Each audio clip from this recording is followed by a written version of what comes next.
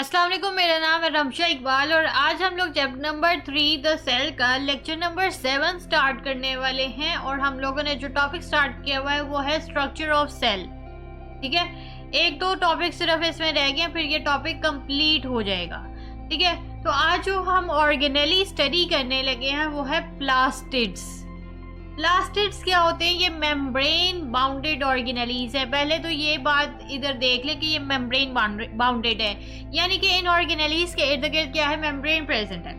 अब क्योंकि membrane bounded organelles है तो ऑब्वियसली ये यूकैरियोट्स में प्रेजेंट होंगे, प्रोकैरियोट्स में प्रेजेंट नहीं होंगे। ठीक है, तो ये जो प्लास्टिड्स होते हैं ये कौन से सेल्स में प्रेजेंट होते हैं? ये होते हैं प्लांट्स के सेल्स में, इसके अलावा फोटोसिंथेटिक प्रोटिस्ट में प्रेजेंट होते हैं। फोटोसिंथेटिक प्रोटिस्ट में जैसे कि एग्जांपल आती है एल्गी की। ठीक है, तो इस तरह के जो ग्रीन प्लांट्स होते हैं ज्यादातर ये जो प्लास्टिड्स होते हैं ये वहां पे प्रेजेंट होते हैं। और फोटोसिंथेटिक यानी कि प्रोटिस्ट वो वाले प्रोटिस्ट में आते हैं जिन्होंने फोटोसिंथेसिस परफॉर्म करनी होती है। ठीक है, अच्छा, अब प्लास्टिड्स हमारे पास तीन टाइप्स के आते हैं। एक आता है क्लोरोप्लास्ट, एक आता है क्रोमोप्लास्ट और लास्ट आती है लीकोप्लास्ट। सबसे पहले हम बात करते हैं क्लोरोप्लास्ट की। ठीक है, क्लोरोप्लास्ट क्या होते हैं? ये ग्रीन प्लास्टिड्स इन्हें कहते हैं। क्लोरोप्लास्ट है, क्लोरो का मतलब होता है थोड़ा सा ग्रीन कलर।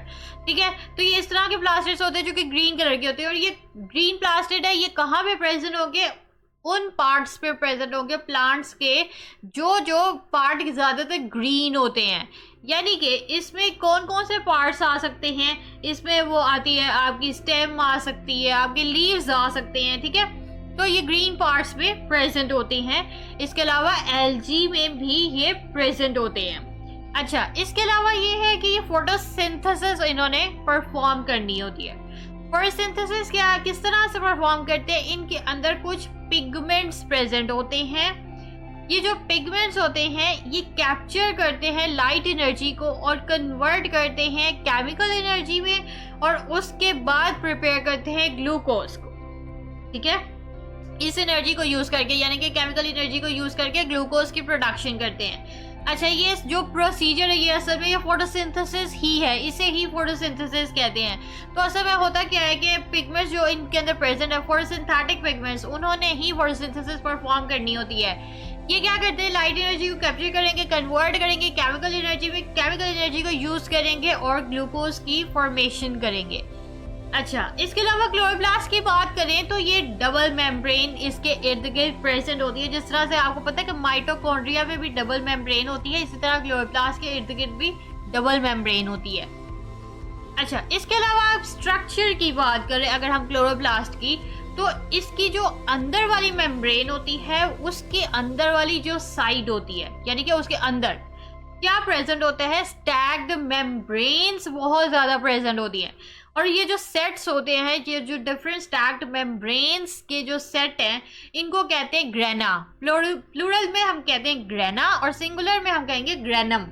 ठीक है, अच्छा, अब ये जो ग्रेनम प्रेजेंट है ये क्या है? स्टैक्ड मेम्ब्रेन्स हैं जो कि अंदर प्रेजेंट है। अच्छा, ये जो स्टैक्ड मेम्ब्रेन्स है ये किससे बनी होती है? इसके अंदर प्रेजेंट होते हैं थाइलेकोइड्स। ये होती है सैक लाइक स्ट्रक्चर्स होती हैं जो कि एक ग्रेनम को बनाते हैं। यानी कि थाइलेकोइड्स का स्ट्रक्चर इस तरह से होता है कि राउंड सी शेप होती है और ये एक दूसरे के ऊपर स्टैक हुए होते हैं, यानी कि एक दूसरे के ऊपर प्रेजेंट होते हैं। ठीक है, इस तरह करके एक पूरा पाइल बनाते हैं और ये जो पूरा पाइल होता है उसे हम कहते हैं ग्रेनम। और ये जो थाइलेकोइड्स होते हैं इसके इर्द गिर्द प्रेजेंट होती हैं फोटोसिंथेटिक पिगमेंट्स, जिन्होंने क्या करना होता है? जिन्होंने फोटोसिंथेसिस को परफॉर्म करना होता है। ठीक है, तो स्ट्रक्चर कुछ इस तरह से हुआ कि सबसे पहले हमारे पास सपोज करें एक सैक लाइक स्ट्रक्चर है। ठीक है, जो थाइलेकोइड्स है वो आपस में कंबाइन करके पूरा एक पाइल बना देंगे। ये पाइल जो बना है इसको हम कहेंगे ग्रेनम। ठीक है, एक है ना, इसलिए ग्रेनम कहेंगे। और इस पाइल के इर्द गिर्द क्या है? फोटोसिंथेटिक पिगमेंट्स प्रेजेंट होते हैं जिन्हें हम कहेंगे, जिन्होंने क्या करनी होती है? फोटोसिंथेसिस परफॉर्म करनी होती है। इसके अलावा सिर्फ एक सेट नहीं होता, ये बहुत ज्यादा स्टैक्ड मेम्ब्रेन्स प्रेजेंट होती हैं क्लोरोप्लास्ट के अंदर। ठीक है, अच्छा, अब थाइलेकोइड्स के इर्द गिर्द कुछ फ्लूइड भी प्रेजेंट होता है।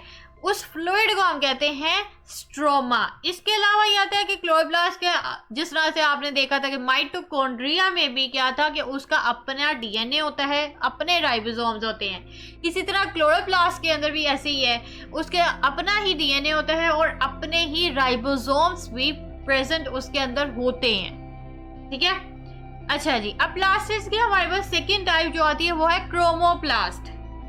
क्रोमोप्लास्ट में कौन से प्लास्टिड आते हैं? जिनके अंदर पिगमेंट्स होते हैं जिन्हें हम कैरोटिनॉइड्स कहते हैं। ठीक है, ये ज्यादातर होते हैं, ये जो पिगमेंट्स इसके अंदर प्रेजेंट है वो ब्राइट कलर्स के होते हैं। क्लोरोप्लास्ट में आपने देखा ना कि वो ग्रीन कलर की, ग्रीन क्लोरोप्लास्ट, हम उनको ग्रीन प्लास्टिड भी कहते हैं। ठीक है, इसी तरह यानी कि वो ग्रीन पार्ट्स में सिर्फ प्रेजेंट होते हैं। इसी तरह ये वाले पिगमेंट होते हैं क्रोमोप्लास्ट, ये ब्राइट कलर्स शो करते हैं। तो ये इसमें कौन से प्लांट के कौन कौन से पार्ट्स आ सकते हैं? इसमें आते हैं फ्लावर की पेटल्स आ सकती हैं, वो आपने देखा कि वो डिफरेंट कलर्स की होती हैं। इसके अलावा फ्रूट्स आ सकते हैं क्योंकि वो भी डिफरेंट कलर्स के होते हैं, इसलिए ये जो प्लास्टिड होते हैं ये इस तरह के पार्ट्स में प्रेजेंट होते हैं जो कि पिगमेंटेशन शो करते हैं डिफरेंट कलर्स की। ठीक है, इसके अलावा ये आता है कि ये कलर्स प्रोवाइड करते हैं उन पार्ट्स को। इसके अलावा ये है कि इसमें पोलिनेशन में भी हेल्प आउट करते हैं।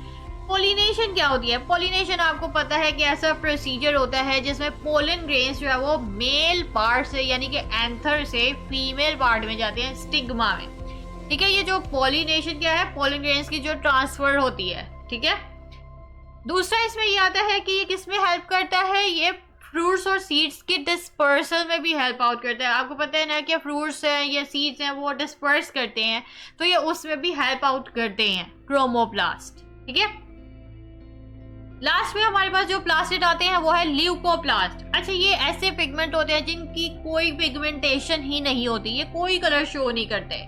ये कहाँ पे प्रेजेंट होते हैं? ये हेल्प कर, पहले तो ये देखते हैं कि इसका फंक्शन क्या है। ये इन्वॉल्व होते हैं स्टोरेज करने में। किस चीज़ की स्टोरेज? इसमें स्टार्चेस की स्टोर कर सकते हैं, या लिपिड्स को कर सकते हैं, प्रोटीन्स को कर सकते हैं, यानी कि जो भी मेन इंग्रेडिएंट्स है जो प्लांट्स को चाहिए होते हैं ये उनकी स्टोरेज करता है।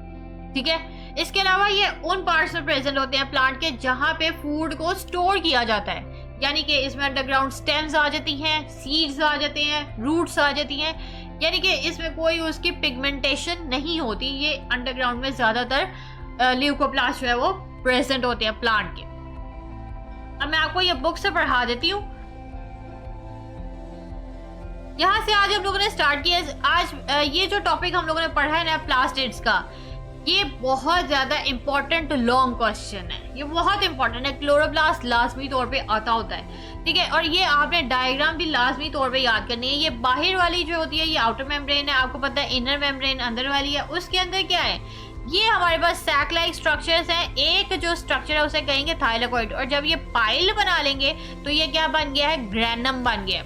इसके इर्द गिर्द जो ये फ्लूइड लाइक स्ट्रक्चर है इसे हम कहेंगे स्ट्रोमा। और इसके अलावा क्या है? क्लोरोप्लास्ट का अपना डीएनए भी होता है और अपने राइबोसोम्स भी होते हैं। तो ये पूरा स्ट्रक्चर बताया हुआ है और ये आपने लाजमी तौर पे इसकी डायग्राम भी करनी है। ये जो हम लोगों ने क्रोमोप्लास्ट और ल्यूकोप्लास्ट पढ़ा है ये ज्यादातर आते हैं शॉर्ट क्वेश्चन और एमसीक्यूज में, लेकिन कभी कभार पेपर में लॉन्ग में डायरेक्ट किया जा सकता है कि प्लास्टिड को ही आप एक्सप्लेन करें डिटेल में, लेकिन कभी कभार ये भी आ सकता है कि खाली क्लोरोप्लास्ट को करें। ठीक है, तो ये आपने पूरा टॉपिक बहुत ज्यादा इंपॉर्टेंट है, ये आपने पूरा टॉपिक याद करना है लॉन्ग, शॉर्ट और एमसीक्यूज के लिए। ठीक है, तो आप ये देख लें कि ये जो स्ट्रक्चर ऑफ सेल है इसमें जो ये पूरा टॉपिक है ये पूरा ही बहुत इंपॉर्टेंट है, लॉन्ग के लिए भी, शॉर्ट के लिए भी और एमसीक्यूज के लिए भी। ठीक है, खास करके ये जो साइड में बॉक्सेस बने होते हैं ये आपने लाजमी तौर पे याद करने होते हैं। तो अगर अब आपको वीडियो पसंद आई है, अगर किसी चीज़ की समझ नहीं आ रही तो नीचे कमेंट्स में पूछें। अगर आपको वीडियो पसंद आई है तो लाइक करें, शेयर करें, सब्सक्राइब करें। लिंक आपको नोट्स का डिस्क्रिप्शन में मिल जाएगा। साथ में एक और लिंक दिया हुआ है जो कि फुल बुक का है, अगर आप वहाँ से स्टडी करना चाहते हैं तो आप वहाँ से भी कर सकते हैं। तो आज के लिए इतना ही, अल्लाह हाफिज़।